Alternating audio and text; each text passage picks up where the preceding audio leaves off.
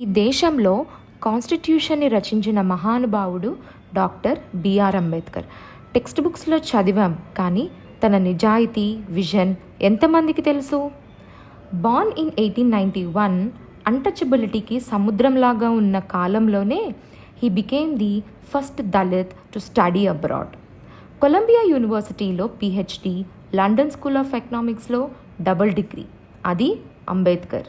He was not just a Dalit leader, he was a visionary economist, lawmaker and reformer.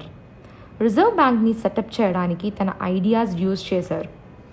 Women's rights, labour laws, education rights అన్నీ తన వల్ల strengthen అయ్యాయి. కానీ ఈ రోజుల్లో కూడా, ఇంత ఎక్స్పోజర్ ఉన్న సమాజంలో కూడా అంబేద్కర్ని ఒక సెక్షన్ ఆఫ్ సొసైటీ క్రిటిక్ చేస్తుంది.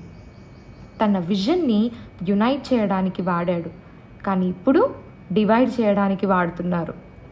పొలిటికల్ మైలేజ్ కోసం తన పేరుని మ్యానిపులేట్ చేస్తున్నారు. ఆయన గ్రేట్నెస్ని టెక్స్ట్ బుక్లో చదవడం ఒకటే కాదు, ఆయన ఆలోచనలు, ఆదర్శాలు మన జీవితంలో అమలు పెట్టాలి. అప్పుడే దేశం నిజంగా ముందుకు వెళ్తుంది.